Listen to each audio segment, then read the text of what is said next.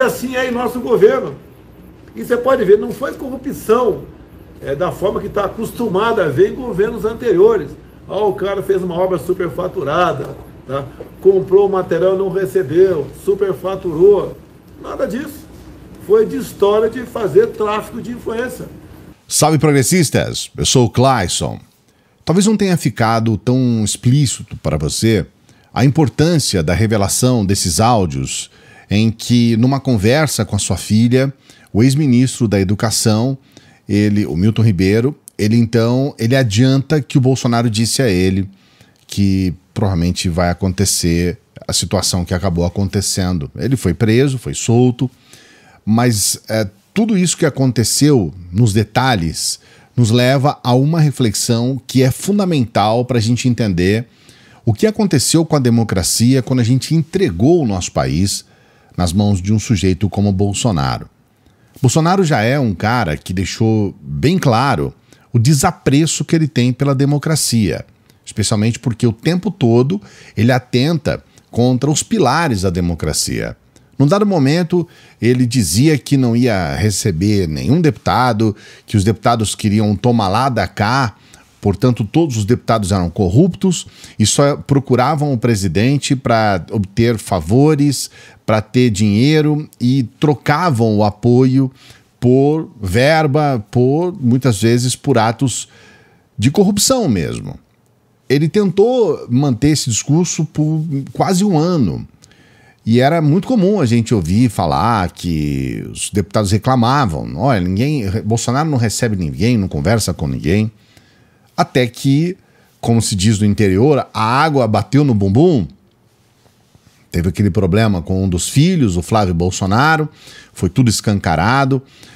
Nós tivemos funcionária do Flávio Bolsonaro admitindo que tirava uma parte do que ela ganhava para devolver para o próprio Flávio Bolsonaro. Aí nós temos a figura do Queiroz, que era um miliciano que estava ligado diretamente à família, que retirava dinheiro, né, da chamada rachadinha, pegava dinheiro para repassar para os filhos. E aí nós temos a ex-esposa do Bolsonaro, que era chefe de gabinete do Carlos Bolsonaro, que também praticava a tal rachadinha. Todo mundo ganhava dinheiro por fora, compra de apartamentos com dinheiro vivo, e aí a gente sabia que tinha comprado apartamento, estava lá o registro, mas esse apartamento, na verdade, o dinheiro proveniente da compra, a gente não sabia de onde vinha.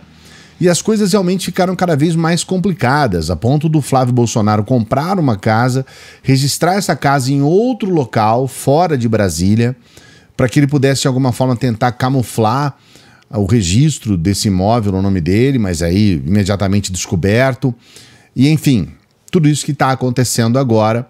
E aí o Bolsonaro percebe que, para não ser impeachmentado, para não perder o cargo de presidente, ele teve que fazer acordos com os políticos. Ele então começa a trabalhar oferecendo muita grana para os deputados, para que ele pudesse eleger o seu próprio presidente da Câmara, que no caso é o Arthur Lira, e com isso ele ganha a Câmara e cessaram as críticas à Câmara, cessaram as críticas aos deputados, tá tudo certo, ele coloca o Centrão lá dentro, apazigua nessa questão e parte então para o ataque exclusivamente ao STF. Só que agora nós temos uma outra questão, tem outros pontos que eu quero trazer para você. Já deu like aí? O seu like é importante, já estava esquecendo, hein? Tô aqui para lembrar que o seu like é importante, porque a gente precisa realmente do seu like para que a gente possa continuar trabalhando aqui. Somos um canal independente, precisamos do seu like e da sua inscrição. Por favor, não se esqueça.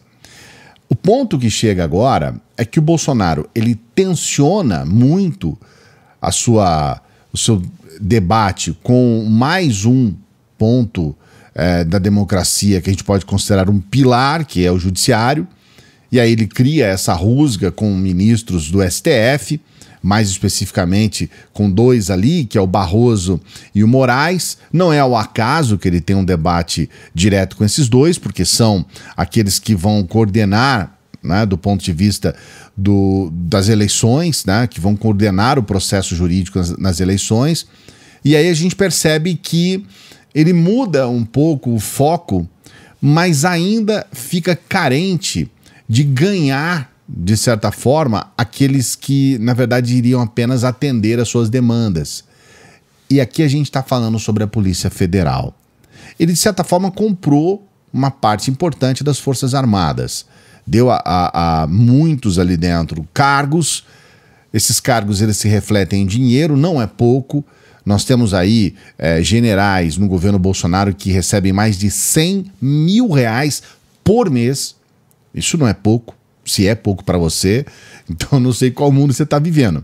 Ganhar mais de R$100 mil por mês é algo inimaginável. Eu nunca poderia imaginar, por exemplo, eu ganhando R$100 mil por mês, muitas vezes por ano, quanto mais por mês. E aí qual é a questão principal? Com essa declaração desse áudio do ex-ministro, nós temos 2 pontos aí que eu quero chamar a atenção para esse vídeo. E esse vídeo eu peço para que você preste atenção, porque esse é o ponto principal desse vídeo. Nós temos o áudio do ministro. Se você não viu, eu vou trazer um trecho para você. E você tá bom, pai? Tá bem, muita coisa meia. Hoje o presidente me ligou, ele está com pressentimento novamente, que eles podem querer atingi-lo através de mim, sabe? É que eu tenho mandado versículo para ele, né? Ele quer que você pare de mandar mensagem? Não é isso. Ele acha que vão fazer uma busca e apreensão em casa, sabe? É muito triste. Então, bom, isso pode acontecer, né? Se houver indícios, né? Mas não é porque, meu Deus. Né? Pai, essa voz não é definitiva. Eu não sei se ele tem alguma informação. Eu tô te ligando eu tô te ligando no celular normal, viu, pai? Então a gente fala, tá? Então, como você vê, tá claro nesse áudio, o Bolsonaro descobre, com quase 2 semanas de antecedência, que ia haver essa ação contra o Ribeiro. O Milton Ribeiro, já preocupado, ele tem tempo para se preparar para essa prisão. O problema é que ele já estava sendo interceptado ali. Naquela situação toda, os áudios já estavam sendo interceptados. E qual é o ponto principal, o cerne dessa questão? Tem um grupo dentro da Polícia Federal que é bolsonarista, que estaria, então, digamos, bem entre aspas, ao lado do Bolsonaro, mas tem um outro grupo que não. E esse outro grupo que não, e aí fica bem claro isso nessa história toda, ele não consegue ser, de alguma forma, segurado pelo grupo que é bolsonarista. Então, em termos gerais, e aqui usando assim, de forma bem simples essa questão, esses policiais federais que estão lá dentro da PF disseram para o Bolsonaro, olha, é o seguinte, cara, a gente tem um pessoal aqui que vai investigar e vai prender o Milton. E a gente não tem como segurar esse pessoal. A gente não tem como simplesmente limpar a barra do Milton, porque a gente iria, na verdade, contra a própria instituição e aí nós é que teríamos problema. Então nós estamos avisando aí para você saber que a coisa vai acontecer. Um dia antes da prisão do Milton, tem um vídeo que eu considero fundamental. Veja esse vídeo. Cansado, presidente? Presidente. Tá cansado, presidente? Grande Tá líder. emocionado, presidente? Eu tô broxa mesmo.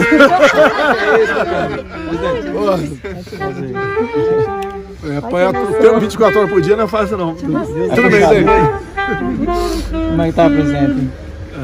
Glória a Deus. Nesse vídeo, Bolsonaro deixa demonstrar a sua preocupação.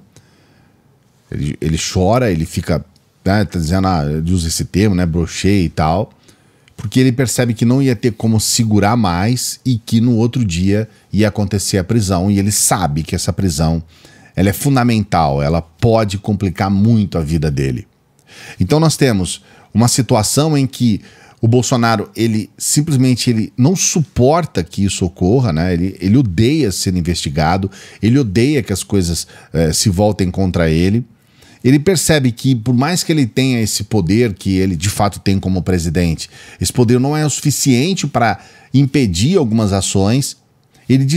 Ele apenas é informado sobre essas ações, porque existe um outro momento, exatamente naquela reunião ministerial, em que ele se revolta por não ser informado sobre essas ações.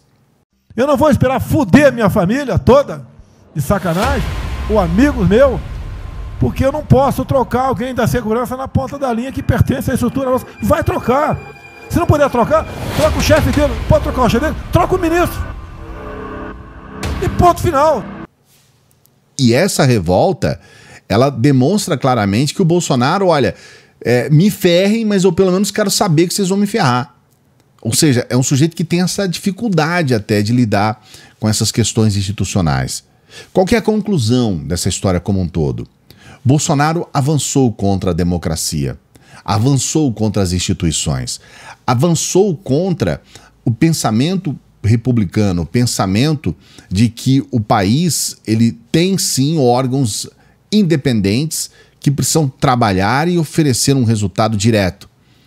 Se em algum momento ele diz, olha, não temos mais corrupção no governo, não temos corrupção no governo, se tiver nós vamos investigar, ele mente a respeito disso, porque ele não quer a investigação. Ele impede, ele tenta impedir a investigação. E há uma atuação direta agora, direta do Bolsonaro, na tentativa de limpar a barra do próprio ex-ministro Milton Ribeiro. Há agora uma informação de que ele atuou de forma direta e objetiva nessa questão específica do Milton Ribeiro. O que não é novidade nenhuma. Ele exonera aqueles que estão à frente de cargos de investigação, ele muda aqui e ali agentes jurídicos, ele de todas as formas ele coloca ali retaliações claras para que a instituição, as instituições nacionais possam funcionar da forma correta dentro do pensamento republicano. Ele odeia isso. E isso ficou bem claro nesse caso de mais um escândalo no governo Bolsonaro. Mais um. Tivemos escândalos e escândalos no governo Bolsonaro.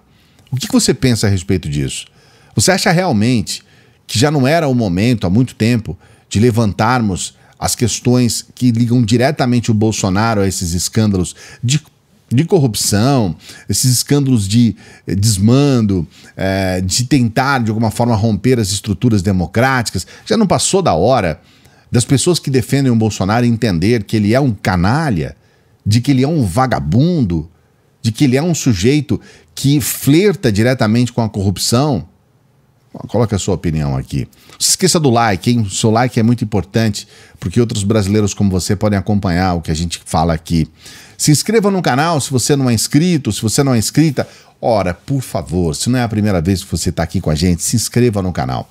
A gente sempre pede para você que chega no final dos vídeos, para que você nos ajude com o nosso Apoia-se. A gente tem verdadeiros anjos que todos os meses estão nos ajudando aqui. Devo a minha gratidão eterna a eles, o pessoal que nos apoia aqui no Apoia-se. E você também pode nos ajudar com qualquer valor, e aí é qualquer valor, tá? Você pode fazer agora aí uma boa ação de sexta-feira, você pode fazer uma doação aí pra gente de fim de semana, uma boa ação de sábado, com a sua doação por intermédio do Pix. Qualquer valor, se você puder, claro, né? E se você quiser. Somos um canal independente e a gente vive, a gente é sustentado por essas boas ações. Qualquer valor. Grande abraço. Bom final de semana, até a próxima.